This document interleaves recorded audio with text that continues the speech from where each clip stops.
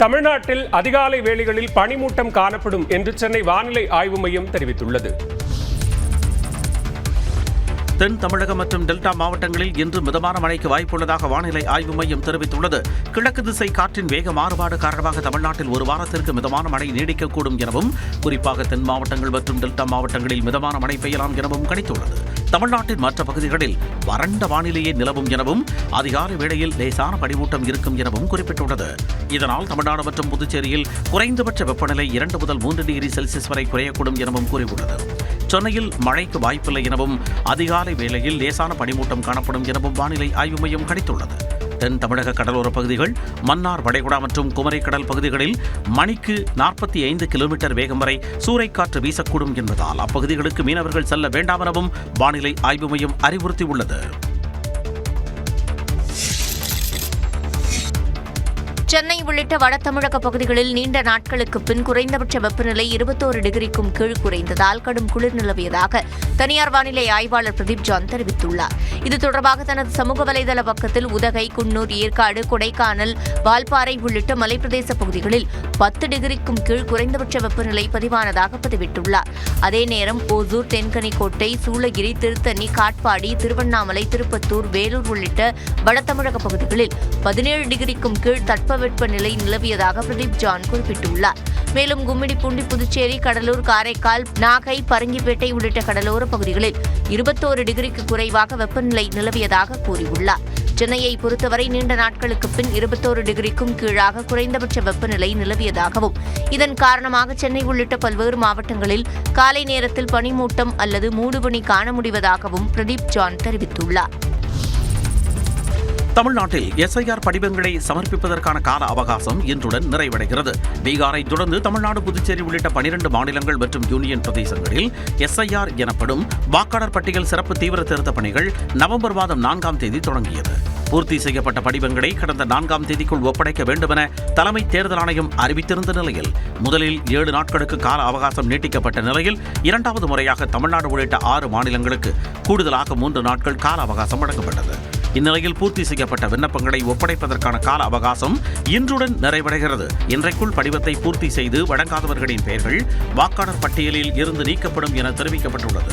இதையடுத்து தமிழ்நாட்டில் வரைவு வாக்காளர் பட்டியல் வரும் 19ஆம் தேதி வெளியாகும் என தேர்தல் ஆணையம் தெரிவித்துள்ளது. முட்டை கொள்முதல் விலை வரலாறு காணாத வகையில் ₹6.20 என புதிய உச்சம் தொட்டுள்ளது. நாமக்கல் மண்டலத்தில் உள்ள 1100க்கும் மேற்பட்ட கோழிப் பண்ணைகளில் தினசரி 6 கோடி முட்டைகள் உற்பத்தி செய்யப்படுகின்றன. அவ்வாறு உற்பத்தி செய்யப்படும் முட்டைகள் தமிழக அரசின் சத்துணவு திட்டத்திற்கும் வெளிநாட்டிற்கும் ஏற்றுமதி செய்யப்படுகிறது. மேலும் கேரளா, கர்நாடகா உள்ளிட்ட வெளிமாநிலங்களுக்கும் தமிழகத்தின் பல்வேறு மாவட்டங்களுக்கும் விற்பனைக்காக அனுப்பி வைக்கப்படுகின்றன. இந்நிலையில் ஏற்றுமதி அதிகரிப்பு, அதே நேரம் உற்பத்தி குறைவு உள்ளிட்ட காரணங்களால் முட்டை விலை தொடர்ந்து அதிகரித்த வண்ணம் உள்ளன. நாமக்கல் மண்டலத்தில் முன்னெப்போதும் இல்லாத அளவில் ஒரு முட்டை ₹6.20 உயர்ந்து புதிய உச்சம் தொட்டுள்ளது. கடந்த 3 நாட்களாக தொடர்ந்து முட்டை விலை சராசரியாக நாளொன்றுக்கு 5 காசுகள் வரை அதிகரித்து நாமக்கல் தேசிய முட்டை ஒருங்கிணைப்பு குழு அறிவித்து வருகிறது. வரலாறு காணாத வகையில் முட்டை விலை உயர்ந்து வருவதால் சென்னை உள்ளிட்ட நகரங்களில் சில்லறை விற்பனையில் ஒரு முட்டை ₹8 விற்கப்படும் நிலை உருவாக்கியுள்ளது. கேரள உள்ளாட்சித் தேர்தலில் ஆளும் இடதுசாரி கூட்டணிக்கு பின்னடைவு ஏற்பட்டுள்ளது. கேரள உள்ளாட்சித் தேர்தலில் ஆளும் இடதுசாரி கூட்டணியை பின்னுக்கு தள்ளி காங்கிரஸ் கூட்டணி அதிக இடங்களை கைப்பற்றியது. கேரளாவில் மொத்தம் உள்ள 6 மாநகராட்சி, 87 நகராட்சி, 14 மாவட்ட பஞ்சாயத்து, 941 கிராம பஞ்சாயத்துகளுக்கு கடந்த 9 மற்றும் 11ஆம் தேதி 2 கட்டங்களாக உள்ளாட்சித் தேர்தல் நடைபெற்றது. தேர்தல் முடிவுகள் நேற்று அறிவிக்கப்பட்ட நிலையில் மாநிலத்தை ஆளும் மார்க்சிஸ்ட் கம்யூனிஸ்ட் தலைமையிலான இடதுசாரி கூட்டணியை பின்னுக்கு தள்ளி காங்கிரஸ் தலைமையிலான ஜனநாயக முன்னணி அதிக இடங்களை கைப்பற்றியது. மொத்தமுள்ள 6 மாநகராட்சிகளில் கொல்லம், திருச்சூர், எர்ணாகுளம், கண்ணூர் ஆகிய 4 மாநகராட்சிகளை காங்கிரஸ் கூட்டணியும் ஆளும் மார்க்சிஸ்ட் கம்யூனிஸ்ட் தலைமையிலான இடதுசாரி ஒரு இடத்தையும் கைப்பற்றியது. அதே நேரம் மாநில தலைநகரான திருவனந்தபுரம் மாநகராட்சியை முதல் முறையாக பாஜக கைப்பற்றி வரலாறு படைத்தது. அதேபோல் காங்கிரஸ் கூட்டணி 54 நகராட்சிகளையும், கம்யூனிஸ்ட் கூட்டணி 28 நகராட்சிகளையும் கைப்பற்றியுள்ளன. மேலும் மாவட்ட ஊராட்சிகளில் காங்கிரஸ் மற்றும் கம்யூனிஸ்ட் தலா 7 இடங்களில் வெற்றி பெற்றன. இது தவிர மொத்தமுள்ள 941 கிராம பஞ்சாயத்துகளில் காங்கிரஸ் கூட்டணி 505 இடங்களிலும், கம்யூனிஸ்ட் கூட்டணி 340 இடங்களையும் கைப்பற்றின. கேரளாவில் 45 ஆண்டு காலம் இடதுசாரிகள் வசம் இருந்த திருவனந்தபுரம் மாநகராட்சியை முதல் முறையாக பாஜக கைப்பற்றியுள்ளது. திருவனந்தபுரத்தில் மொத்தமுள்ள 101 வார்டுகளில் பாஜக 50 வார்டுகளிலும், ஆளும் மார்க்சிஸ்ட் கம்யூனிஸ்ட் கூட்டணி 29 வார்டுகளிலும், காங்கிரஸ் கூட்டணி 19 இடங்களிலும், மற்றவர்கள் 2 இடங்களிலும் வெற்றி பெற்றுள்ளனர். நகராட்சிகளை பொறுத்தவரையில் பாஜக கூட்டணி பாலக்காடு உட்பட 2 இடங்களில் வென்றுள்ளன. குறிப்பாக பாலக்காடு நகராட்சியில் பாஜக ஹாட்ரிக் வெற்றியை பதிவு செய்துள்ளது. கிராம பஞ்சாயத்துகளில் பாஜக கூட்டணி 26 இடங்களில் வென்றுள்ளது. இந்நிலையில் திருவனந்தபுரம் மாநகராட்சியில் பாஜகவின் வெற்றி கேரள அரசியலில் புதிய அத்தியாயம் என பிரதமர் மோடி வரவேற்பு தெரிவித்துள்ளார். திருவனந்தபுரத்தில் பாஜக பெற்றுள்ள வெற்றி வரலாற்று சிறப்புமிக்கது என பாராட்டு தெரிவித்துள்ளார். திருவனந்தபுரத்தில் இருந்து 4 முறை மக்களவைக்கு தேர்வான காங்கிரஸ் எம்பி சசி தரூர் தலைநகரில் பாஜக வெற்றி பெற்றிருப்பது குறிப்பிடத்தக்க அரசியல் மாற்றத்தை வெளிப்படுத்துவதாக கூறியுள்ளார்.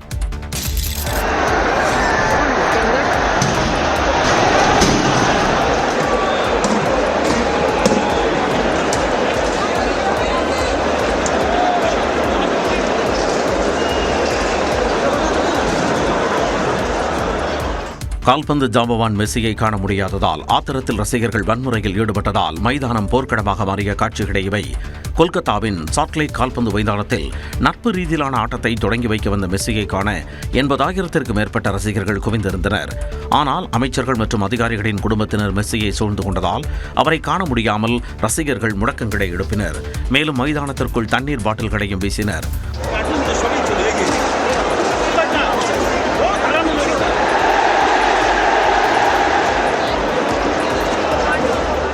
ஒரு கட்டத்தில் ஆத்திரமடைந்த ரசிகர்கள் மைதானத்திற்குள் புகுந்ததால் மெஸ்ஸி பாதுகாப்பாக வெளியேறினார். இதையடுத்து மைதானத்தில் இருந்த பொருட்களை ரசிகர்கள் சூறையாடினர்.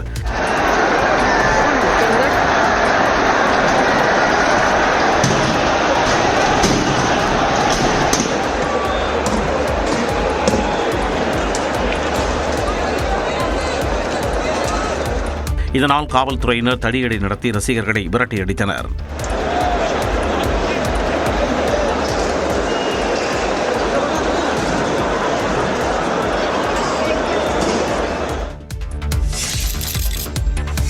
மெஸ்ஸி கலந்து கொண்ட நிகழ்ச்சியின் ஏற்பாட்டாளர் கைது செய்யப்பட்டுள்ள நிலையில் ரசிகர்களிடம் முதலமைச்சர் மம்தா பானர்ஜி மன்னிப்பு கோரியுள்ளார்.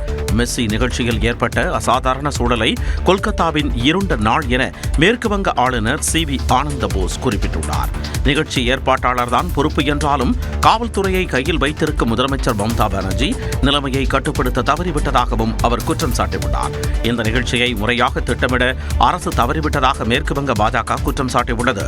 இந்நிலையில் மெஸ்ஸி மற்றும் கால்பந்து ரசிகர்களிடம் மன்னிப்பு கேட்பதாக மேற்குவங்க முதலமைச்சர் மம்தா பானர்ஜி தெரிவித்துள்ளார். மைதானத்தில் ஏற்பட்ட அசாதாரண சூழல் குறித்து விசாரணை நடத்த ஓய்வு பெற்ற நீதிபதி அஷிம் குமாரே தலைமையில் தலைமைச் செயலாளர் அடங்கிய குழு அமைத்திருப்பதாகவும் தெரிவித்துள்ளார். இதனிடையே நிகழ்ச்சி ஏற்பாட்டாளரை கைது செய்திருப்பதாக மேற்குவங்க DGP ராஜீவ் குமார் தெரிவித்துள்ளார். We have already detained the main organizer. We are taking action so that this mismanagement does not go unpunished, and we will see that the fans, that's our expectation, that the fans should be adequately compensated. நாட்டையே பரபரப்பாக்கிய இந்த சம்பவம் நிகழ்ந்ததற்கு அகில இந்திய கால்பந்து சம்மேளனம் கவலை தெரிவித்துள்ளது.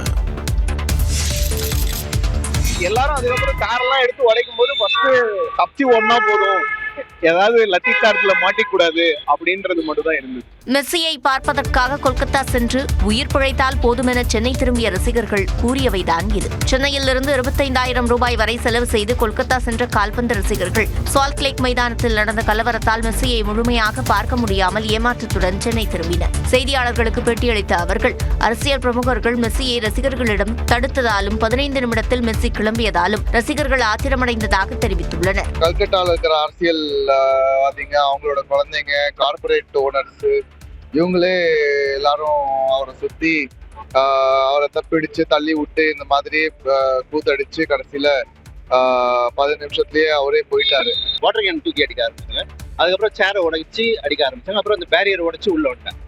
நாங்கள் பேரியர் வச்சு உள்ள வரும்போதே நாங்கள் வந்து இதுக்கு மேலே வெயிட் பண்ண முடியாது, நம்ம வெளில வந்துடலாம், தேவையில்லாம பெரிய பிரச்சனை ஆகும்னு சொல்லிட்டு வெளில விட்டோம். பலருக்கு காயம் ஏற்பட்ட நிலையில் தப்பித்தால் போதும் என்று தாங்கள் சென்னை புறப்பட்டு வந்ததாக குறிப்பிட்டுள்ளனர். திருவண்ணாமலையில் திமுக இளைஞரணியின் வடக்கு மண்டல கூட்டம் இன்று நடைபெறுகிறது. திருவண்ணாமலையில் இன்று நடைபெறும் திமுக இளைஞரணி மண்டல கூட்டத்தில் பங்கேற்கும் இளைஞர் அணியினரை முதலமைச்சர் மு க ஸ்டாலின் வரவேற்றுள்ளார். 91 சட்டப்பேரவை தொகுதிகளை உள்ளடக்கிய திமுகவின் வடக்கு மண்டலத்தின் இளைஞரணி கூட்டம் திருவண்ணாமலையில் நடைபெறவுள்ளது.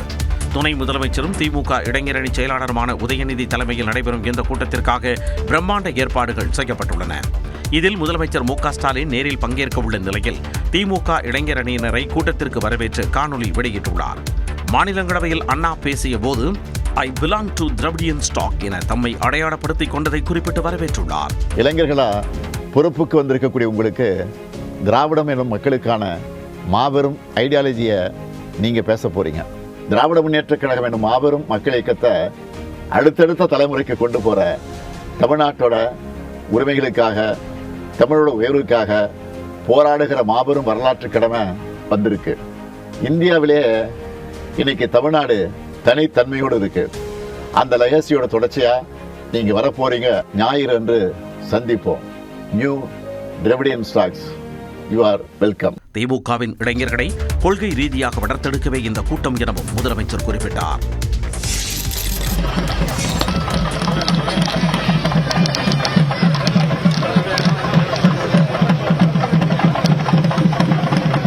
திமுக இளைஞரணி நிர்வாகிகள் கூட்டம் நடைபெறும் கலைஞர் திடலில் சிறப்பு மருத்துவ முகாம்களை துணை முதலமைச்சர் உதயநிதி ஸ்டாலின் திறந்து வைத்த காட்சிகள் தான் இவை. திருவண்ணாமலையை அடுத்த மலப்பாம்பாடி கிராமத்தில் வடக்கு மண்டல திமுக இளைஞரணி கூட்டம் இன்று நடைபெறவுள்ளது. இதற்கான பணிகள் மும்முரமாக நடைபெற்று வரும் நிலையில் திருவண்ணாமலைக்கு வந்த துணை முதலமைச்சர் உதயநிதி ஸ்டாலினுக்கு அமைச்சர் ஏவா வேலு உள்ளிட்டோர் உற்சாக வரவேற்பு அளித்தனர்.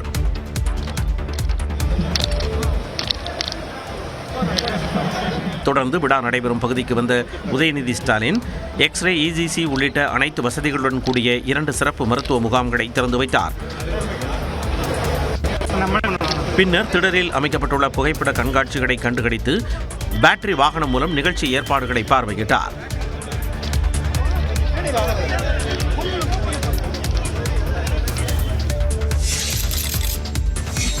டெல்லியில் மத்திய அமைச்சர் நிர்மலா சீதாராமனை தமிழக பாஜக மாநில தலைவர் நயினார் நாகேந்திரன் சந்தித்து பேசினார். அதிமுக பொதுக்குழு கூட்டத்தில் கூட்டணியில் இடம்பெறும் கட்சிகள் குறித்து முடிவெடுக்கும் அதிகாரம் எடப்பாடி பழனிசாமிக்கு வழங்கப்படுவதாக தீர்மானம் நிறைவேற்றப்பட்டிருந்தது.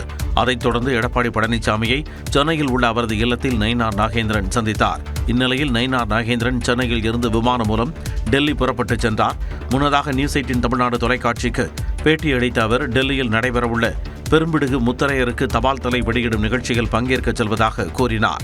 நான் இப்பொழுது டெல்லிக்கு போகிறது நமது தமிழ்நாட்டை முன்னாள் ஆண்ட நமது பெரும்பிடுகு முத்திரையர் அவர்களுடைய தபால் தலை வெளியிட வேண்டும் என்று பெரும்பாலானுடைய வேண்டுகோள் ஏற்று மத்திய அரசு இந்த தபால் தலை வெளியிடுகிறார்கள். மன்னரை பெருமைப்படுத்துகின்ற வகையில், தமிழகத்திற்கு பெருமை சேர்க்கின்ற வகையில் பாரத நரேந்திர மோடி அவர்கள் தபால் தலை வெளியிட்டிருப்பது வரவேற்க தந்தது. தொடர்ந்து டெல்லியில் மத்திய அமைச்சர் நிர்மலா சீதாராமனை நயினார் நாகேந்திரன் சந்தித்தார். இந்த சந்திப்பு குறித்து எக்ஸ் பக்கத்தில் பதிவிட்டுள்ள அவர், தனது யாத்திரையின் போது பொதுமக்களிடம் இருந்து பெறப்பட்ட மனுக்களை நிதி அமைச்சரிடம் வழங்கியதாக குறிப்பிட்டார். இன்று மத்திய உள்துறை அமைச்சர் அமித்ஷாவையும் நயினார் நாகேந்திரன் சந்திக்க இருப்பதாக கூறப்படுகிறது.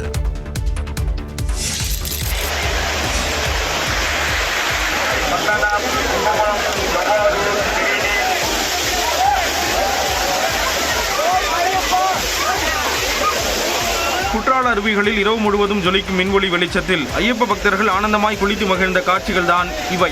மண்டல கால சீசனை ஒட்டி சபரிமலைக்கு செல்லும் ஐயப்ப பக்தர்கள் ஆன்மீக தலமாக உள்ள குற்றால அருவிக்கு வந்து புனித நீராடிவிட்டு செல்வதை வழக்கமாக வைத்துள்ளனர். அந்த வகையில் நேற்று காலை முதலே திரளான பக்தர்கள் குற்றால அருவிகளில் குவிந்து உற்சாகமாக குளித்து மகிழ்ந்தனர். தொடர்ந்து இரவிலும் கட்டுக்கடங்காத கூட்டம் காணப்பட்டது. இதனால் அருவிகளில் எங்கு பார்த்தாலும் பக்தர்கள் கூட்டம் அலைமோதியது.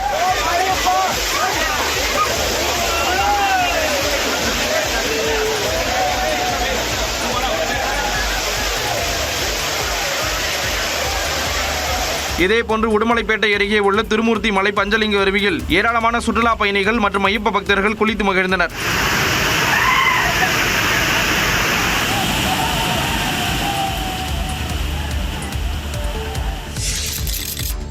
திருக்கார்த்திகை தீபத் திருவிழாவையொட்டி திருவண்ணாமலை அண்ணாமலையார் கோயில் மலை உச்சியில் ஏற்றப்பட்ட அண்ணாமலையார் ஜோதி தரிசனம் இன்றுடன் நிறைவு பெறுகிறது. திருக்கார்த்திகை தீபத் திருவிழாவையொட்டி 2668 அடி உயரம் கொண்ட அண்ணாமலையார் மலை உச்சியில் கடந்த 3ஆம் தேதி மகாதீபம் ஏற்றப்பட்டது.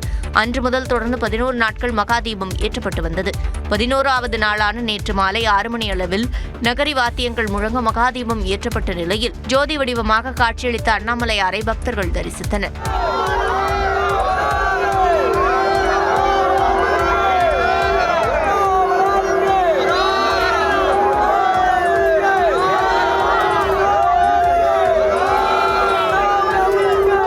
பதினோரு நாட்கள் நிறைவடைந்த நிலையில் இன்று மாலை உச்சியில் வைக்கப்பட்டுள்ள தீபக்கொப்பரை கோயிலுக்கு கொண்டு செல்லப்பட்டு பூஜை செய்யப்பட உள்ளது. இதனையொட்டி நூற்றுக்கணக்கானோர் மலை உச்சிக்கு சென்று தரிசனம் செய்தனர். காலமுறை ஊதியம் உள்ளிட்ட 10 அம்ச கோரிக்கைகளை வலியுறுத்தி தமிழ்நாடு முழுவதும் ஜாக்டோ ஜியோ அமைப்பினர் உண்ணாவிரத போராட்டத்தில் ஈடுபட்டனர். செங்கல்பட்டு பழைய பேருந்து நிலையம் அருகே நடைபெற்ற போராட்டத்தில் அரசு ஊழியர்கள், ஆசிரியர்கள் திரளானோர் கலந்து கொண்டு கோரிக்கைகளை வலியுறுத்தி முழக்கங்களை எழுப்பினர். ராணிப்பேட்டையில் 200க்கும் மேற்பட்ட அரசு ஊழியர்கள், ஆசிரியர்கள் உண்ணாவிரத போராட்டத்தில் ஈடுபட்டனர். அரசு துறைகளில் உள்ள காலி பணியிடங்களை நிரப்ப வலியுறுத்தி திண்டுக்கல்லில் 1000க்கும் மேற்பட்ட அரசு ஊழியர்கள், ஆசிரியர்கள் உண்ணாவிரதம் இருந்தனர். தேனி பங்களாமேடு பகுதியில் உள்ள அரசு பயணியர் விடுதி முன்பாக நடைபெற்ற போராட்டத்தில் சுமார் 500 அரசு ஊழியர்கள் மற்றும் ஆசிரியர்கள் கலந்து கொண்டனர். நெல்லை மற்றும் மயிலாடுதுறையில் மாவட்ட ஆட்சியர் அலுவலகம் முன்பும், நாமக்கல்லில் பூங்கா சாலை பகுதியிலும், கோவையில் சிவானந்தா காலனி பகுதியிலும் ஜாக்டோ ஜியோ அமைப்பு சார்பில் உண்ணாவிரத போராட்டம் நடத்தப்பட்டது. டெல்லியில் காற்றின் தரம் மிகவும் மோசமடைந்ததால் பள்ளிகளில் 11ஆம் வகுப்பு வரை ஆன்லைன் வகுப்புகள் நடத்த அறிவுறுத்தப்பட்டுள்ளது. தலைநகர் டெல்லியில் காற்றின் தரம் நாளுக்கு நாள் மோசமடைந்து வருகிறது. குறிப்பாக சனிக்கிழமை மாலை காற்றின் தரம் 450 என்ற அளவில் அபாய கட்டத்தை எட்டியது. இதனால் காற்று மாசை கட்டுப்படுத்தும் செயல் திட்டமான 4ஆம் கட்டம் அமலுக்கு வந்தது.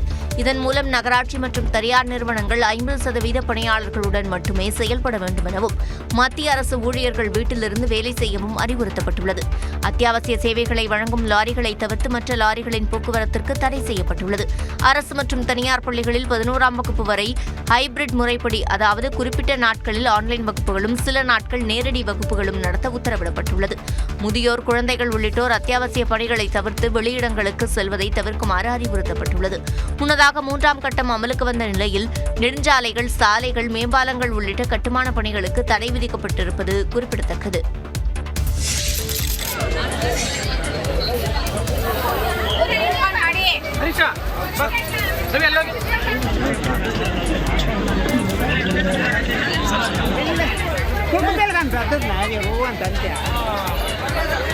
கர்நாடகாவில் காரில் பதுங்கியிருந்த சிறுத்தை குட்டியை வனத்துறையினர் பாதுகாப்பாக பிடித்தனர். கர்நாடக மாநிலம் பெங்களூரு அருகே குடிப்பண்டை பகுதியில் நேற்று மாலை சிறுத்தை குட்டி நடமாட்டம் இருந்துள்ளது. அப்பகுதி மக்கள் பார்த்ததும் சாலையோரம் நிறுத்தப்பட்டிருந்த பழுதடைந்த காருக்குள் சிறுத்தை குட்டி பதுங்கியுள்ளது. தகவல் அறிந்து வந்த வனத்துறையினர் அந்த காரை வலையால் போர்த்தி மூடினர். தொடர்ந்து மயக்க ஊசி செலுத்தி சிறுத்தை குட்டி பிடிக்கப்பட்டது. இதனையடுத்து பன்னார்கட்டாவில் உள்ள வனவிலங்கு மீட்பு மற்றும் சிகிச்சை மையத்திற்கு சிறுத்தை கொண்டு செல்லப்பட்டது. இந்தியாவுக்கு எதிரான அமெரிக்க அதிபர் டிரம்பின் வரி விதிப்பு முடிவுக்கு சொந்த நாட்டிலேயே கடும் எதிர்ப்பு கிளம்பியுள்ளது. இந்தியா மீதான 50 விழுக்காடு வரியை நீக்கக் கோரி அமெரிக்க நாடாளுமன்றத்தில் தீர்மானம் கொண்டுவரப்பட்டுள்ளது. ரஷ்யாவிடமிருந்து கச்சா எண்ணெய் வாங்குவதற்கு எதிர்ப்பு தெரிவித்து இந்தியாவிலிருந்து இறக்குமதி செய்யப்படும் பொருட்களுக்கு 50% வரியை அமெரிக்க அதிபர் டிரம்ப் அறிவித்தார். இதனால் அமெரிக்காவில் இந்திய பொருட்கள் விலை உயர்ந்துள்ளன. இதன் காரணமாக அதிபர் டிரம்பின் வரி விதிப்பு முடிவுக்கு சொந்த நாட்டிலேயே கடும் எதிர்ப்பு கிளம்பியுள்ளது. இந்தியா மீதான 50% வரியை ரத்து செய்ய கோரி அமெரிக்க நாடாளுமன்றத்தில் டெப்ரா ராஸ், மார்க் வீஸ், இந்திய வம்சாவளியைச் சேர்ந்த ராஜா கிருஷ்ணமூர்த்தி ஆகியோர் தீர்மானம் கொண்டு வந்துள்ளனர். அதில் இந்தியா மீதான வர்த்தக வரி விதிப்பு சட்டவிரோதமானது என்று குற்றஞ்சாட்டப்பட்டுள்ளது. மேலும் இந்தியா மீதான வரி விதிப்பு அமெரிக்க நுகர்வோர்களை பாதிப்பதாகவும் இந்தியா அமெரிக்கா உறவில் விரிசலை ஏற்படுத்துவதாகவும் குறிப்பிடப்பட்டுள்ளது. இந்த தீர்மானம் மீது அமெரிக்க நாடாளுமன்றத்தில் விரைவில் விவாதம் நடைபெறும் என்றும் எதிர்பார்க்கப்படுகிறது. இந்தியா அமெரிக்கா இடையே வர்த்தகம் தொடர்பான பேச்சுவார்த்தை நடைபெற்று வரும் நிலையில் இந்த தீர்மானம் கொண்டுவரப்பட்டிருப்பது குறிப்பிடத்தக்கது. 자기들의 위훈을 그토록 감높이 내세워주시는 최고 사령관 동지의 품에 안겨들며 지휘관들은 다함없는 격정에 넘쳐 고마운 ரஷ்யாவிற்கு ஆதரவாக உக்ரைனில் போரிட்டு காயமடைந்த நிலையில் சொந்த நாடு திரும்பிய வீரர்களை வடகொரிய அதிபர் கிம் ஜாங் உன் கட்டி அணைத்து வரவேற்ற காட்சிகள்தான் இவை. நேட்டோ அமைப்பு நாடுகளில் உக்ரைன் இணையக்கூடாது என கூறி அண்டை நாடான உக்ரைன் மீது ரஷ்யா கடந்த 2022ஆம் ஆண்டு பிப்ரவரி 24ஆம் தேதி முதல் போர் தொடுத்து வருகிறது. உக்ரைனுக்கு அமெரிக்கா, ஐரோப்பிய நாடுகள் நிதி உதவி மற்றும் ஆயுத உதவி அளித்து வரும் நிலையில் ரஷ்யாவுக்கு அதன் நட்பு நாடான வடகொரியா ராணுவ வீரர்களை அனுப்பி வைத்தது. இதனால் உக்ரைன் ரஷ்யா இடையிலான போர் இன்னும் முடிவுக்கு வராமல் நீடித்து வருகிறது. ரஷ்யாவிற்கு ஆதரவாக போரிட்டு சொந்த நாடு திரும்பிய வடகொரிய வீரர்களை கௌரவிக்கும் விதமாக பாராட்டு விழா நடைபெற்றது. பியாங்யாங் நகரில் நடைபெற்ற விழாவில் அதிபர் கிம் ஜாங் உன் கலந்து கொண்டு வீரர்களை கட்டித் தழுவி வரவேற்றார். 당과 혁명 위협에 대한 군인의 충성을 하나 같은 용감성으로 빛나는 미훈으로 보여준 미덥고 장한 전투원들을 따뜻이 품어 안아주시며 효련의 정을 부어주셨습니다. உக்ரைனுக்கு எதிரான போரில் உயிர் நீத்த 9 வீரர்களின் புகைப்படங்களுக்கும் கிம் ஜாங் உன் அஞ்சலி செலுத்தினார்.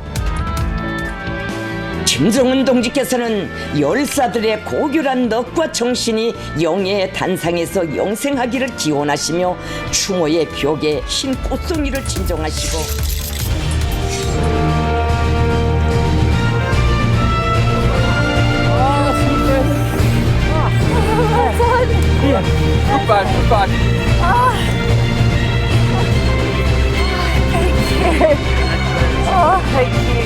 அண்டார்டிகா ஐஸ் மாரத்தான் போட்டியில் சாம்பியன் பட்டம் வென்ற முதல் பெண்மணி என்ற சாதனையை படைத்துள்ளார் ஆஸ்திரேலியாவைச் சேர்ந்த இந்த பெண். பூமியின் தென்கோடியில் உள்ள அண்டார்டிகாவில் ஆண்டுதோறும் பனி மாரத்தான் பந்தயம் நடைபெறுவது வழக்கம்.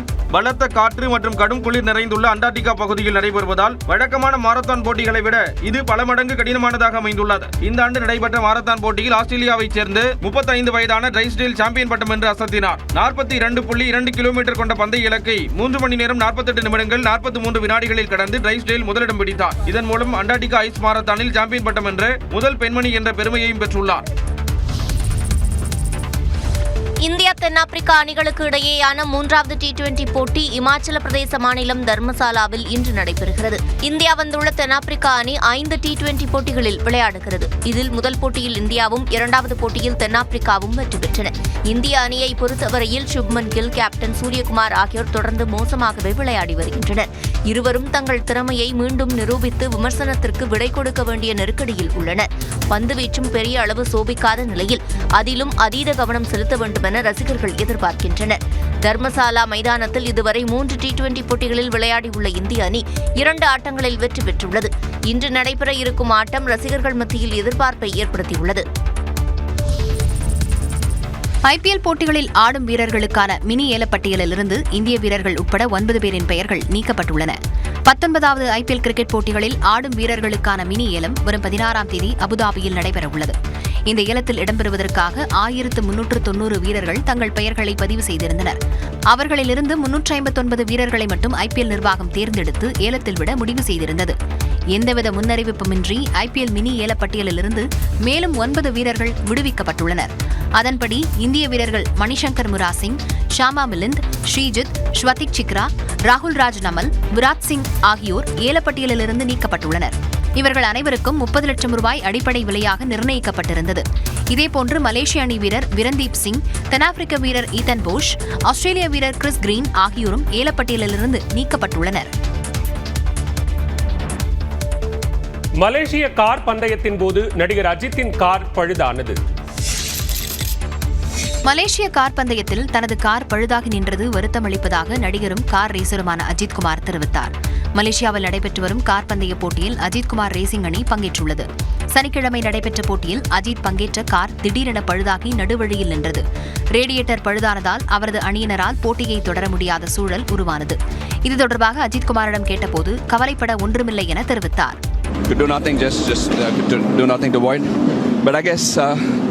That's what racing is all about, you know. So, it's disheartening, but there's always another race. Car ரேடியேட்டரில் பழுது ஏற்பட்டதால் பின்னடைவை சந்தித்ததாகவும் அடுத்த சுற்று போட்டிக்காக காத்திருப்பதாகவும் அஜித்குமார் தெரிவித்தார்.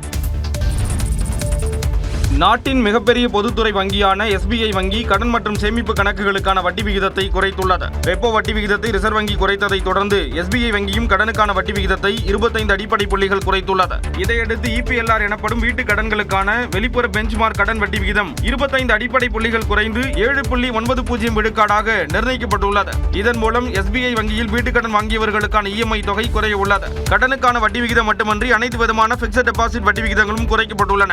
444 நாட்கள் வைப்பு தொகைக்கான வட்டி விகிதம் 6.6 விழுக்காட்டில் இருந்து 6.5 விழுக்காடாக குறைக்கப்படுவதாக SBI வங்கி தெரிவித்துள்ளது. இந்த திருத்தப்பட்ட வட்டி விகிதங்கள் நாளை முதல் அமலுக்கு வரும் என்று SBI வங்கி தெரிவித்துள்ளது. திருப்பரங்குன்றத்தில் தீபம் ஏற்ற கோரி ஒரு தரப்பினர் நேற்று போராட்டத்தில் ஈடுபட்டனர். திருப்பரங்குன்ற மலையில் தர்கா அருகே உள்ள தூணில் தீபம் ஏற்ற அனுமதிக்க கோரி 50 பேர் உண்ணாவிரத போராட்டத்தில் ஈடுபட்டனர். மதுரை திருப்பரங்குன்றத்தில் மலை உச்சியில் வழக்கத்திற்கு மாறாக தர்கா அருகே உள்ள தூணில் தீபம் ஏற்ற வேண்டும் என்று இந்து அமைப்பினர் கோரிக்கை விடுத்து வருகின்றனர். இது தொடர்பான வழக்கை விசாரித்த உயர்நீதிமன்ற மதுரை கிளை நீதிபதி GR சுவாமிநாதன் கார்த்திகை தீப நாளில் தர்கா அருகே உள்ள தூணில் தீபம் ஏற்ற அனுமதி வழங்கினார். இதனை எதிர்த்து தமிழ்நாடு அரசு தரப்பில் மேல்முறையீடு செய்யப்பட்டுள்ளது. இந்நிலையில் நீதிமன்ற அனுமதி பெற்று திருப்பரங்குன்றம் கோவில் எதிரே 50 பேர் உண்ணாவிரத போராட்டத்தில் ஈடுபட்டனர். தீபத்தூண்ல தான் ஏத்தம் சொல்லி ஆரம்பிச்சதாக இவங்களை கணக்கம் முடிப்போம், ஏதாவது ஒரு கணக்கு சாக்கு செய்வோம் சொல்றதுக்காக மோட்ச தீபம் ஏற்றுற இடத்துல ஆரம்பிச்சு விட்டாங்க. அப்பெல்லாம் நான் முத பாக்குறேன் மோட்ச தீபத்தில் ஏத்துறாங்களே. இது மோட்ச தீபம் ஏத்துற இடையா, இதுல ஏத்தக்கூடாது, அந்த இடத்துல ஏத்தக்கூடாதுயா, இவங்களா செஞ்சுக்கிட்டது. அப்ப மலையில தான் ஏத்தணும். மயில் மண்டபம் அருகே காலை 9 மணிக்கு தொடங்கிய உண்ணாவிரதம் மாலை 5 மணிக்கு நிறைவடைந்தது. கிருஷ்ணகிரி மாவட்டம் ஓசூரில் தேசிய நெடுஞ்சாலை அமைக்க பயன்பாட்டில் இல்லாத அரசு பள்ளி கட்டடத்தை இடிக்கும் பணியின் போது இடிபாடுகளில் சிக்கி ஒருவர் முகம் நசுங்கி உயிரிழந்தார். ஓசூர் மாநகராட்சி 43வது வார்டுக்குட்பட்ட குருப்பட்டியில் பயன்பாட்டில் இல்லாத மாநகராட்சி துவக்கப்பள்ளி கட்டடம் இருந்தது. அங்கு தேசிய நெடுஞ்சாலை அமைக்கும் பணிக்காக JCB இயந்திரம் மூலம் அந்த கட்டடத்தை இடிக்கும் பணி நடைபெற்றது. அப்போது தேசிய நெடுஞ்சாலைத்துறையில் ஒப்பந்த பணியில் இருந்த ஊழியர் ஒருவர் 2 கட்டடங்களுக்கு நடுவே நின்றிருந்ததாக தெரிகிறது. கட்டட இடிப்பு பணியின் போது அந்த நபர் இடிபாடுகளில் சிக்கி முகம் நசுங்கி உயிரிழந்தார். தகவல் அறிந்து வந்த மத்திகிரி காவலர்கள் உயிரிழந்த நபரின் சடலத்தை மீட்டனர். விசாரணையில் அந்த நபர் ஆந்திராவைச் சேர்ந்த 40 வயதான சீனு என்பது தெரியவந்தது. புதுச்சேரியில் அடுத்த 5 ஆண்டுகளுக்கு தொடர்ந்து மின் கட்டணம் உயர்த்தப்பட உள்ள நிலையில் அதன் கட்டண நிர்ணய விவரங்கள் வெளியாகியுள்ளன. மின்சார இணை ஒழுங்குமுறை ஆணையத்திடம் இதற்காக புதுச்சேரி அரசின் மின்துறை அனுமதி பெற்றுள்ளது. அக்டோபர் மாதம் முதல் புதிய மின்கட்டண உயர்வு அமலுக்கு வரவுள்ளது. அதன்படி முதல் 100 யூனிட்டுக்கு 1 யூனிட் ₹2.90 200 யூனிட் வரை ₹4.20 300 யூனிட் வரை ₹6.20 400 யூனிட்டுகளுக்கு மேல் பயன்படுத்தினால் ₹7.90 கட்டணம் வசூலிக்கப்பட உள்ளது. 2026-27 ஆண்டில் இதே கட்டணம் வீட்டு உபயோகத்துக்கு தொடரும் என புதுச்சேரி மின்துறை அறிவித்துள்ளது. 2028-29 100 யூனிட்டுக்கு ₹3.45 200 யூனிட் வரை ₹4.30 300 யூனிட்டுக்கு ₹6.40 400 யூனிட்டுக்கு ₹7.95 400 யூனிட்டுக்கும் மேல் ₹8.15 கட்டணம் நிர்ணயம் செய்யப்பட்டுள்ளது. 2029-30 100 யூனிட்டுக்கு ₹3.85 200 யூனிட் வரை ₹4.40 300 யூனிட்டுக்கு ₹6.50 400 யூனிட்டுக்கு மேல் ₹8.05 400க்கும் மேல் ₹8.25 கட்டணம் நிர்ணயம் செய்யப்பட்டுள்ளது. இந்த கட்டண உயர்வு புதுச்சேரி மக்களை அதிர்ச்சியில் ஆழ்த்தியுள்ளது.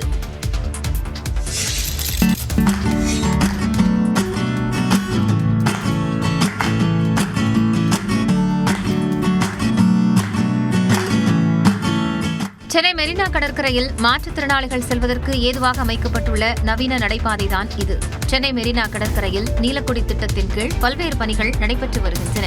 குறிப்பாக சுமார் ₹5.5 கோடி மதிப்பில் நடைபாதை, விளையாட்டு பகுதி, கண்காணிப்பு கோபுரம், திறந்தவெளி உடற்பயிற்சி கூடம் ஆகியவை நிறுவப்பட்டுள்ளன.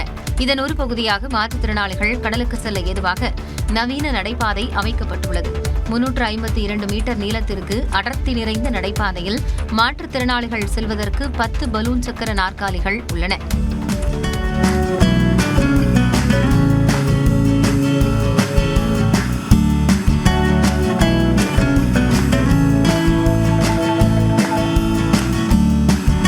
உப்புக்காற்று மற்றும் தண்ணீரில் துருப்பிடிக்காத வகையில் பிரத்யேக சக்கர நாற்காலிகள் வடிவமைக்கப்பட்டுள்ளன. தமிழ்நாடு 16 விழுக்காடு வளர்ச்சி பெற்றுள்ள நிலையில் முதலமைச்சர் மு.க. ஸ்டாலின் பெருமிதம் தெரிவித்துள்ளார். மத்திய அரசின் ஆதரவு பெருமளவில் இல்லாத போதும் 16% வளர்ச்சியை தமிழ்நாடு பெற்றுள்ளதாக முதலமைச்சர் மு.க. ஸ்டாலின் பெருமிதம் தெரிவித்துள்ளார்.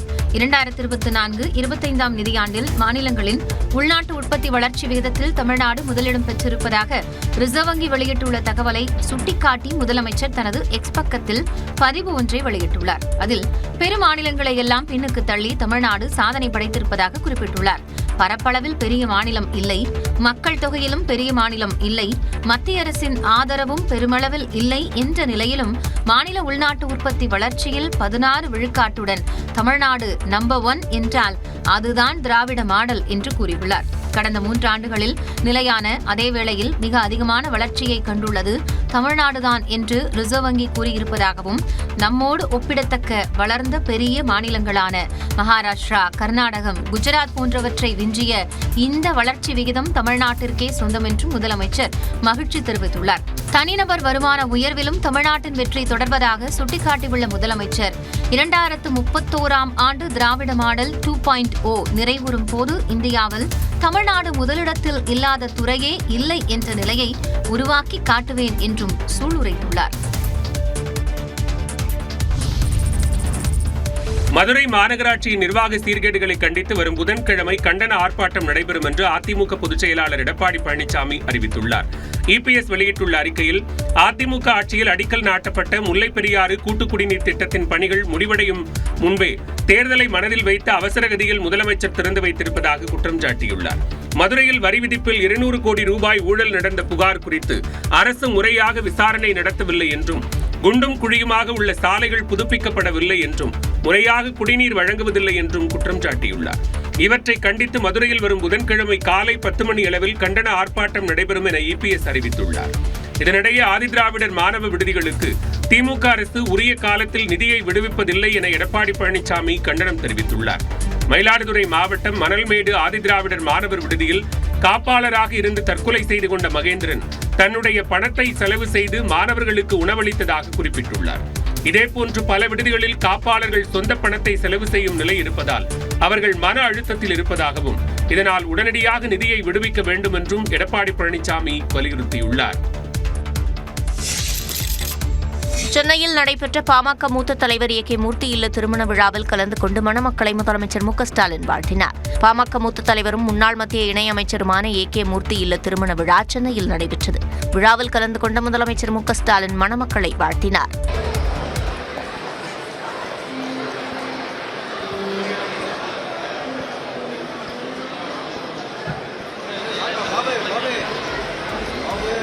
அதேபோல் பாமக தலைவர் அன்புமணி ராமதாஸ், நாம் தமிழர் தலைமை ஒருங்கிணைப்பாளர் சீமான், அமமுக பொதுச் செயலாளர் டிடிவி தினகரன், பாஜகவைச் சேர்ந்த சரத்குமார் உள்ளிட்டோர் மணமக்களை வாழ்த்தினர்.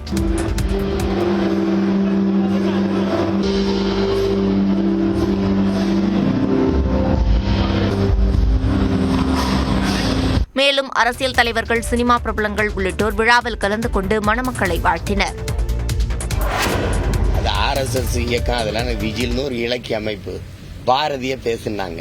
பாரதிய நான் எங்கேயும் பேசுவேன். பாரதி இருக்கான்ல, பாரதி இருக்கிற இடத்துல, பாரதினா தமிழ் இருக்கு. தமிழ்ங்கிறது என் தாய் இருக்கிற இடத்துல மகன் இருப்பேன். அவ்வளவுதானே. நாளைக்கு திமுகவை அல்லது திராவிட இயக்கத்தை பாரதியை பத்தி ஒரு கூட்டம் போட சொல்லி போய் பேசுறேன். RSS நிகழ்ச்சியில் கலந்து கொண்டது விமர்சனத்துக்கு உள்ளானது குறித்த கேள்விக்கு நாம் தமிழர் கட்சி ஒருங்கிணைப்பாளர் சீமான் அளித்த விளக்கம் தான் இது. திருச்சியில் செய்தியாளர்களிடம் பேசிய அவர், தேர்தல் நெருங்குவதால் திருப்பரங்குன்றத்தில் தீபம் ஏற்ற வேண்டும் என்ற போராட்டம் நடப்பதாக சாடினார். நீ எனக்கு திடீர்னு என் முருகன் மேல உனக்கு பக்தி வருது? நான் அதே மலைக்கு கீழே திருமுருக பெருமிழா எடுக்கும்போது நீ எங்க போயிருந்த? நான் வெற்றி வேணும் தூக்கும்போது நீ எந்த திசையில் இருந்த? திமுகவின் மகளிர் உரிமை தொகை திட்டத்தை விமர்சித்த சீமான், தேர்தலை மையமாக வைத்து அரசியல் செய்வதாக குறிப்பிட்டார். தூத்துக்குடி விமான நிலையம் எதனால விரிவாக்கம் பண்ணுங்க? அங்கே கனிமொழி MP இருக்கிறதுனால. இன்னைக்கு பார்த்தீங்கன்னா நமக்கு பிறகு உருவாங்கின விமான நிலையம் பார்த்தீங்கன்னா மிகப்பெரிய அளவுக்கு விஸ்திரம் பண்ணியிருக்காங்க. நாடாளுமன்ற திமுக குழுவின் தலைவர் கனிமொழியின் முயற்சியால் தூத்துக்குடி விமான நிலையம் மேம்படுத்தப்பட்டுள்ளது என்று அதிமுக முன்னாள் அமைச்சர் செல்லூர் ராஜு பாராட்டியுள்ளார். மதுரையில் செய்தியாளர் சந்திப்பின் போது பேசிய அவர், மதுரையில் 2 அமைச்சர்கள் இருந்தும் விமான நிலையம் மேம்படுத்தப்படவில்லை என்றும், விமான நிலைய விரிவாக்கத்திற்கு நிலம் எடுப்பதாக சொன்னது என்ன ஆயிற்று என்று கேள்வி எழுப்பினார். ஆட்சியில் அமர்ந்த உடனே சொன்னார் 2 மாதத்துல நிலம் எடுத்து நம்ம விமான நிலையம் விரிவாக்கப்படுவோம்னாங்க. ஆனா இன்னைக்கு தூத்துக்குடி விமான நிலையம் எதனால விரிவாக்கம் பண்ணுங்க? அங்க கனிமொழி எம்பி இருக்கிறதுனால. திமுக கூட்டணியில் அடிமை கட்சிகளாக உள்ளவர்கள் அதிமுகவை பார்த்து அடிமை கட்சி என விமர்சிப்பதாக செல்லூர் ராஜு கூறியுள்ளார். அனைத்து கட்சிகளுடனும் தேமுதிக தோழமையோடு இருப்பதாக அக்கட்சியின் பொதுச் செயலாளர் பிரேமலதா விஜயகாந்த் தெரிவித்துள்ளார். மகன் விஜய பிரபாகரனின் பிறந்த நாளையொட்டி சென்னை கோயம்பேட்டில் உள்ள விஜயகாந்த் நினைவிடத்தில் பிரேமலதா விஜயகாந்த் மரியாதை செலுத்தினார். இதைத் தொடர்ந்து செய்தியாளர்களிடம் பேசிய அவர், விரைவில் விருப்ப மனு விநியோகம் குறித்த அறிவிப்பு வெளியாகும் என கூறினார். கூட்டணி குறித்து உரிய நேரத்தில் அறிவிக்கப்படும் எனவும் கூறினார். தேசிய முற்போக்கு திராவிட கழகத்தை பொறுத்த வரைக்கும் கேப்டன் இருந்த காலத்திலிருந்து தமிழ்நாட்டில் இருக்கும் கட்சிகளும் மத்தியில் இருக்கும் கட்சிகளும் தோழமை கட்சிகள் தான். அந்த வகையிலே எல்லாருமே இன்னைக்கு தோழமையோடு அந்த நட்புணர்வோடு எல்லாருமே பேசுறாங்க, பழகிட்டு இருக்காங்க. இன்னும் கூட்டணி பேச்சை பற்றியோ யாருடன் கூட்டணி அமைப்பது என்பதை பற்றியோ இதுவரைக்கும் தேமுதிக இன்னும் வரைக்கும் நாங்க அதை முடிவு எடுக்கல. சட்டப்பேரவை தேர்தலுக்கு தயாராக இருப்பதாகவும் பிரேமலதா விஜயகாந்த் தெரிவித்தார். 68,000 பூத்லயும் நம்மளால பூத் கமிட்டி அமைக்க முடிஞ்சிருக்கு. BL2 இன்னைக்கு எல்லா தொகுதிக்கும் நம்ம கொடுத்தாச்சு. சோ இதுவே நாங்க தேர்தலுக்கு ரெடியா இருக்கும் என்பதற்கான உதாரணம். தேமுதிகவிற்கு 234 தொகுதிகளும் இலக்குதான் என்றும் பிரேமலதா குறிப்பிட்டார். சென்னையில் தங்கம் விலையில் எந்த மாற்றமும் இல்லாத நிலையில் 1 கிராம் வெள்ளி விலை ஒரே நாளில் 6 ரூபாய் குறைந்துள்ளது. வெள்ளி விலை கடந்த 5 நாட்களாக தொடர்ந்து உயர்ந்து வந்த நிலையில் ஒரே நாளில் கிடுகிடுவென குறைந்துள்ளது. 1 கிராம் வெள்ளியின் விலை 6 ரூபாய் குறைந்து 210 ரூபாய்க்கு விற்பனை செய்யப்படுகிறது. 1 கிலோ வெள்ளி 2,10,000 ரூபாய்க்கு விற்பனை செய்யப்படுகிறது. தங்கம் விலை எந்த மாற்றமும் இன்றி 1 கிராம் 12,370 ரூபாய்க்கும் 1 சவரன் 98,960 ரூபாய்க்கும் விற்பனை செய்யப்படுகிறது. தமிழ்நாட்டில் ஆளுநர் பாஜகவால் செய்ய முடியாததை நீதிமன்ற தீர்ப்பின் மூலம் செய்ய முயல்வது அச்சத்தை ஏற்படுத்துவதாக திருப்பரங்குன்றம் விவகாரத்தை குறிப்பிட்டு முன்னாள் நீதியரசர் ஹரிபரந்தாமன் குற்றம் சாட்டியுள்ளார். நெல்லையில் செய்தியாளர்களை சந்தித்த அவர், திருப்பரங்குன்றம் விவகாரத்தில் நீதிபதி GR சுவாமிநாதனின் தீர்ப்பு மத நல்லிணக்கத்திற்கு ஊறு விளைவிக்கும் வகையில் உள்ளதாக குற்றம் சாட்டினார். எளிமையான தீர்வு மாற்றலும் நபரை மாற்றலும் வழக்கை மாற்றலும் எளிமையானது. இம்பீச்மெண்ட் 75 ஆண்டுகளில் ஒரு ஆள் பேரில் நடந்ததில்லை. அதை புரிஞ்சுங்க. தமிழ்நாட்டில் ஆளுநர் பாஜகவால் செய்ய முடியாததை நீதிமன்ற தீர்ப்பின் மூலம் செய்ய முயற்சி நடப்பதாக முன்னாள் நீதியரசர் கூறினார். ஆளுங்கட்சிக்கு மிகப்பெரிய பலத்தை கொடுக்கின்ற RN ரவி எப்படி திமுகவுக்கு பலம் அளிக்கிறாரோ அதே மாதிரியான ஒரு பலத்தை நீதிபதி சுவாமிநாதன் அளிப்பதாக நான் கருதுகிறேன். நீதிபதி GR சுவாமிநாதனை வேறு மாநிலத்திற்கு மாற்ற வேண்டும் என கூறிய ஹரிபரந்தாமன், திருப்பரங்குன்றம் தீப விவகார உத்தரவால் 2026 சட்டமன்ற தேர்தலில் திமுகவிற்கு கூடுதல் பலன் கிடைக்கும் என்றும் கூறினார். இந்தியாவிற்கு 6 நிதியமைச்சர்களை வழங்கிய தமிழ்நாட்டை எளிதாக எடை போட்டுவிட முடியாது என மக்கள் நீதி மய்ய கட்சித் தலைவரும் மாநிலங்களவை உறுப்பினருமான கமல்ஹாசன் தெரிவித்துள்ளார். சென்னையை அடுத்த சம்பரம்பாக்கத்தில் வேல்ஸ் வர்த்தக கூட்ட அரங்கம் மற்றும் திரைப்பட நகரின் திறப்பு விழா நடைபெற்றது. இதில் கலந்து கொண்டு உரையாற்றிய நிதியமைச்சர் தங்கம் தென்னரசு, தமிழ்நாட்டின் வளர்ச்சிக்கு தனியாரின் பங்களிப்பும் முக்கியமானது என்றார். அவர் இன்றைக்கு இரட்டை இலக்க வளர்ச்சியை உருவாக்கி இருக்கிறது என்று சொன்னார். நம்முடைய மாண்புமிகு முதலமைச்சருடைய அவருடைய முன்னெடுப்புகளால் இந்த வளர்ச்சிக்கு பின்னாலே எது அமைந்திருக்கிறது என்று சொன்னால் தமிழ்நாட்டினுடைய உள்கட்டமைப்பு வசதிகள் உருவாகி இருக்கிறது. விழாவில் பேசிய கமல்ஹாசன், பேன் இண்டியா திரைப்படத்தை தொடங்கியதை சென்னை தான் என்று கூறினார். Pan India film making hub என்றால் அது சென்னை தான். மும்பையிலும் பெரிய ஒரு இண்டஸ்ட்ரி இயங்கிக் கொண்டிருக்கிறது என்றாலும் அவர்கள் அந்த மொழியில் மட்டுமே படம் எடுப்பார்கள். தமிழ் சினிமாவில் குழந்தை என்பதே தனது அடையாளம் என்றும் கமலஹாசன் தெரிவித்தார். இந்நிகழ்ச்சியில் நிதியமைச்சர் தங்கம் தென்னரசு கலந்து கொண்டார். வாக்கு திருட்டு குற்றச்சாட்டு தொடர்பாக இன்று டெல்லியில் ராகுல் காந்தி போராட்டம் நடத்த உள்ளார். வாக்கு திருட்டு விவகாரத்தில் டெல்லியில் காங்கிரஸ் நடத்தும் போராட்டத்தில் மாநில முதல்வர்கள் தலைவர்கள் பங்கேற்கின்றனர். இந்திய தேர்தல் ஆணையத்தை கண்டித்து டெல்லி ராம்லீலா மைதானத்தில் காங்கிரஸ் தரப்பில் இன்று போராட்டம் நடத்தப்படுகிறது. அகில இந்திய காங்கிரஸ் தலைவர் மல்லிகார்ஜுன கார்கே தலைமையில் நடைபெறும் போராட்டத்தில் காங்கிரஸ் முன்னாள் தலைவரும் மக்களவை எதிர்க்கட்சித் தலைவருமான ராகுல் காந்தி பங்கேற்கிறார். மேலும் காங்கிரஸ் மூத்த தலைவர்கள் கே.சி. வேணுகோபால், பிரியங்கா காந்தி, ஜெய்ராம் ரமேஷ், சச்சின் பைலட் மற்றும் மாநிலம் வாரியாக காங்கிரஸ் தலைவர்கள் உள்ளிட்டோர் இந்த போராட்டத்தில் கலந்து கொள்கின்றனர். ஏறத்தாழ 3000 பேர் இந்த போராட்டத்தில் கலந்து கொள்ள உள்ளதாக தெரிவிக்கப்பட்டுள்ளது. போராட்டத்திற்கு முன்பாக காங்கிரஸ் தலைமையகமான இந்திரா பவனில் ஆலோசனைக் கூட்டம் நடைபெறுகிறது. இந்த போராட்டத்தில் கர்நாடக முதலமைச்சர் சித்தராமையா, துணை முதலமைச்சர் டி.கே. சிவக்குமார் பங்கேற்கின்றனர். முதலமைச்சர் பதவி வகிப்பதில் சித்தராமையா, டி.கே. சிவக்குமார் இடையே முட்டல் மோதல் போக்கு நிலவி வரும் நிலையில் போராட்டத்தினிடையே பிரச்சினைக்கு தீர்வு காண காங்கிரஸ் தலைமை திட்டமிட்டுள்ளதாக தகவல் வெளியாகியுள்ளது. கட்சி அழைப்பின் பேரில் இருவரும் டெல்லி சென்றதாக கூறப்படுகிறது.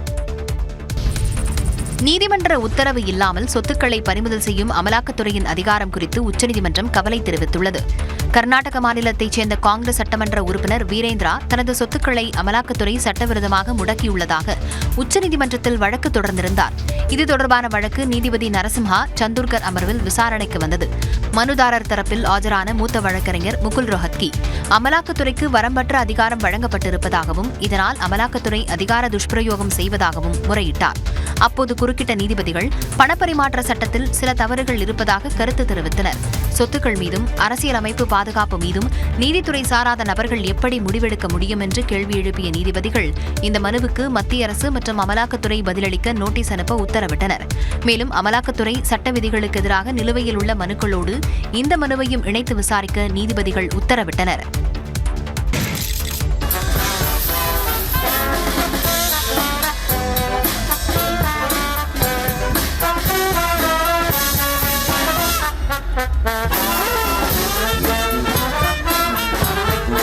அமெரிக்காவின் மன்ஹத்தான் நகரில் நடைபெற்ற கிறிஸ்துமஸ் பேரணியில்தான் சாண்டா கிளாஸ் உடை அணிந்து இசைக்கருவிகளை இசைத்து மகிழ்ந்தனர். கிறிஸ்துமஸ் பண்டிகையையொட்டி நியூயார்க்கின் மன்ஹத்தான் நகரில் சாண்டா கிளாஸ் பேரணி நடத்தப்பட்டது.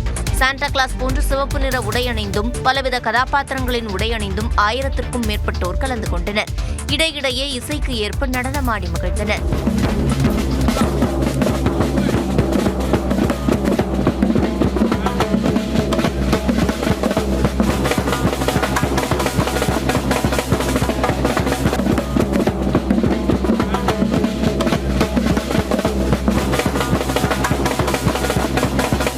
நகரம் முழுவதும் பேரணியாக செல்வதோடு மது வகைகளை அருந்தும் வகையில் நிகழ்வு நடத்தப்படுவதால் பல்வேறு கட்டுப்பாடுகளுடன் அனுமதிக்கப்படுகிறது. கர்நாடக மாநிலம் பெங்களூருவில் மின்கம்பத்தில் அமர்ந்திருந்த வளர்ப்பு கிளியை காப்பாற்ற முயன்ற தொழிலதிபர் மின்சாரம் பாய்ந்து உயிரிழந்தது சோகத்தை ஏற்படுத்தியுள்ளது. பெங்களூருவின் கிரி நகரைச் சேர்ந்தவர் 32 வயதான தொழிலதிபர் அருண்குமார். இவர் தென் அமெரிக்காவிலிருந்து இறக்குமதி செய்யப்பட்ட 2.5 லட்சம் ரூபாய் மதிப்புள்ள மக்காவ் ரக கிளியை வளர்த்து வந்தார். இந்நிலையில் நேற்று முன்தினம் காலையில் அந்த கிளி வீட்டிலிருந்து பறந்து அருகில் உள்ள உயரடுத்த மின்கோபுரத்தின் மீது அமர்ந்தது. இதனை கண்டு அதிர்ச்சி அடைந்த அருண்குமார் இரும்பு கம்பியை எடுத்து கிளியை மீட்க முயன்றார். அப்போது எதிர்பாராத விதமாக இரும்பு கம்பி உயரடுத்த மின்சார கம்பியின் மீது உரசியதால் மின்சாரம் தாக்கி அருண்குமார் தூக்கி வீசப்பட்டார். இதில் படுகாயமடைந்த அவரை அக்கம்பக்கத்தினர் மீட்டு மருத்துவமனைக்கு கொண்டு சென்றனர். அங்கு அருண்குமாரை பரிசோதித்த மருத்துவர்கள் அவர் ஏற்கனவே இறந்துவிட்டதாக தெரிவித்தனர். ஆளுநர் என்கிற அதிகார அமைப்பை ஒழித்து கட்டுவோம் தேவையில்லை இந்தியாவிலிருந்து ஆளுநர் பதவியை ஒழிக்க வேண்டும் என வலியுறுத்தி தமிழ்நாடு மக்கள் முன்னணி சார்பில் நடத்தப்பட்ட தொடர் முழக்க போராட்ட காட்சிகள்தான் இவை. சென்னை சேதாப்பேட்டை பனகல் மாளிகை அருகே தமிழக மக்கள் முன்னணி ஒருங்கிணைப்பாளர் பொழிலன் ஒருங்கிணைப்பில் இந்த போராட்டம் நடைபெற்றது. தமிழக வாழ்வுரிமை கட்சியின் தலைவர் வேல்முருகன், தமிழ் தேசிய விடுதலை இயக்க நிறுவனர் தியாகு, விடுதலை சிறுத்தைகள் கட்சியின் துணை பொதுச் செயலாளர் வன்னியரசு உள்ளிட்ட 60க்கும் மேற்பட்ட அமைப்புகளைச் சேர்ந்தவர்கள் இதில் கலந்து கொண்டனர். ஆளுநர்களுக்கு எதிராக கோஷங்கள் எழுப்பப்பட்டன. பின்னர் செய்தியாளர்களை சந்தித்த வேல்முருகன் மாநில அரசுகளை மிரட்டுகின்ற அதிகாரம் பெற்றவர்களாக ஆளுநர்கள் இருப்பதாக குற்றம் சாட்டினார். அந்தந்த மாநில மக்களால் தேர்ந்தெடுக்கப்பட்ட அரசுக்கு இடையூறு செய்கிறார். துணைவேந்தர்களை கல்விக்கான அமைச்சருடைய அனுமதி இல்லாமல், முதலமைச்சருடைய அனுமதி இல்லாமல் தானாக நியமனம் செய்து கையொப்பமிட்டு நியமிக்கிற போக்கு, இதுபோன்று பல்வேறு விடயங்களில் தன்னிச்சையாக அவர் தன் அதிகார வரம்புக்கு மீறி செயலாற்றுகிறார். மேலும் பாஜகவின் சித்து விளையாட்டுகள் தமிழ்நாட்டில் ஒருபோதும் ஈடுபடாது என்றும் வேல்முருகன் கூறினார். தூத்துக்குடி மாவட்டம் கோவில்பட்டியைச் சேர்ந்த 17 வயது சிறுமி அரிதான மரபணு நோயால் அவதிப்பட்டு வரும் நிலையில் மருத்துவ சிகிச்சைக்காக அவரது பெற்றோர் நிதி உதவி கோரியுள்ளனர். புது கிராமம் பகுதியைச் சேர்ந்த சங்கர் பனியன் தயாரிப்பு நிறுவனத்தில் பணியாற்றி வருகிறார். இவரது மனைவி ஜோதிலட்சுமி தம்பதி. இவர்களுக்கு 3 பிள்ளைகள் பிறந்த நிலையில் இரண்டாவதாக பிறந்த மகன் மனநலம் பாதிக்கப்பட்டிருந்தார். 17 வயதில் அவர் உயிரிழந்தார். இவரது 3வது மகளான செண்பகவள்ளிக்கு தற்போது 17 வயது. இவருக்கு உடலில் அடிக்கடி வலியுடன் புண் ஏற்படும் பாபா சிண்ட்ரோம் எனும் மரபணு பிரச்சனையால் பாதிக்கப்பட்டுள்ளார். இதற்கு மருத்துவ உலகில் தீர்வே இல்லை என்று மருத்துவர்கள் கூறியுள்ளனர். இப்ப அவனால ஸ்கூல் முடிச்சுட்டா கஷ்டப்பட்டு, ஆனா காலேஜ் போக முடியாம வீட்டுல முடங்கி இருக்கிறா. அவளுக்கு எப்படியாவது உதவி பண்ணி அவளை சரி பண்ணணும். அவ எல்லா பிள்ளைங்களையும் மாதிரி நல்லா படிக்கணும். குளம்பரி வந்து ரத்தமாக வரும் அதுலேருந்து. அதுக்கப்புறம் திடீர்னு ஜாயிண்ட் பிரச்சனை, எலும்பு ஜாயிண்ட் வீங்கிருச்சு சொல்லி நைட்டு இந்த ஏரியாவே அழுகிற மாதிரி அலறுவா. உடந்து கண்ணால பார்க்க முடியல, அந்த அளவுக்கு பிரச்சனையோட வாழ்ந்துகிட்டு இருக்கா. டெல்லியில் உள்ள மருத்துவமனையில் மட்டுமே இதற்கு சிகிச்சை அளிக்கப்பட்டு வரும் நிலையில் தங்கள் மகளை குணப்படுத்த பெற்றோர் நிதி உதவி கோரியிருக்கின்றனர். உத்தரப்பிரதேசத்தில் கடும் பனிமூட்டத்தால் அடுத்தடுத்து வாகனங்கள் விபத்தில் சிக்கியதால் 5 கிலோமீட்டர் தூரத்திற்கு போக்குவரத்து நெரிசல் ஏற்பட்டது. காசியாபாத் மாவட்டம் சக்ரசாயன்பூர் உள்ள தேசிய நெடுஞ்சாலையில் சனிக்கிழமை காலை பனிமூட்டத்தால் வெளிச்சமின்மை ஏற்பட்டு அடுத்தடுத்து வாகனங்கள் மோதி விபத்து ஏற்பட்டது. கார்கள், ஜீப், சரக்கு லாரிகள் என ஏராளமான வாகனங்கள் ஒன்றுடன் ஒன்று மோதி விபத்துக்குள்ளாகின. இந்த சங்கிலி தொடர் விபத்தில் பலர் காயமடைந்தனர். தகவல் அறிந்து வந்த காவல்துறையினர் காயமடைந்தவர்களை மீட்டு மருத்துவமனையில் அனுமதித்தனர். மேலும் கிரேன் உதவியுடன் வாகனங்களை அப்புறப்படுத்தி போக்குவரத்தை சீர் செய்தனர். இந்த விபத்து காரணமாக குந்த்லி, காசியாபாத், பல்வால் இடையிலான தேசிய நெடுஞ்சாலையில் 1 மணி நேரத்திற்கு மேலாக போக்குவரத்து முடங்கியது. பனிமூட்டம் மற்றும் காற்று மாசு காரணமாக வடக்கு டெல்லியில் உள்ள வசீராபாத் பகுதியில் வெளிவட்ட சாலையில் கடும் போக்குவரத்து நெரிசல் ஏற்பட்டது.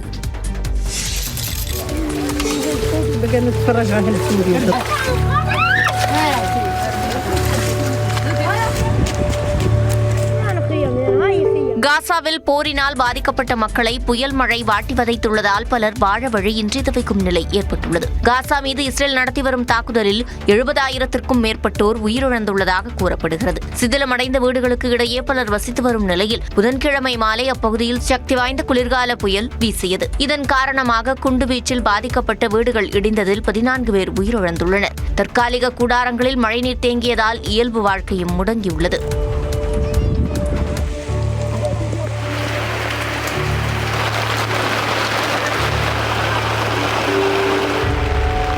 நிவாரண உதவிகள் கிடைப்பதிலும் சுணக்கம் ஏற்பட்டுள்ள நிலையில் எந்த நேரத்திலும் வீடுகள் இடிந்து விழுமோ என அச்சத்துடன் வசிப்பதாக பாதிக்கப்பட்ட மக்கள் தெரிவித்துள்ளனர்.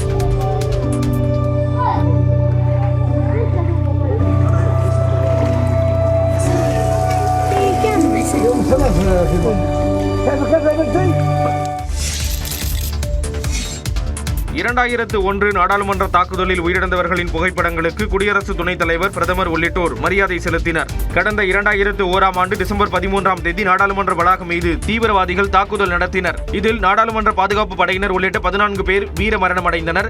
5 பயங்கரவாதிகளை பாதுகாப்பு படையினர் சுட்டுக் கொன்றனர். இந்நிலையில் இந்த தாக்குதலின் நினைவு தினம் நாடாளுமன்ற வளாகத்தில் அனுசரிக்கப்பட்டது. தீவிரவாத தாக்குதலில் உயிரிழந்த பாதுகாப்பு படையினரின் புகைப்படங்களுக்கு குடியரசு துணைத் தலைவரும் மாநிலங்களவை தலைவருமான CP ராதாகிருஷ்ணன், பிரதமர் நரேந்திர மோடி, மக்களவை எதிர்க்கட்சி தலைவர் ராகுல் காந்தி, காங்கிரஸ் கட்சி நாடாளுமன்ற குழு தலைவர் சோனியா காந்தி உள்ளிட்டோர் மலர் தூவி மரியாதை செலுத்தினர்.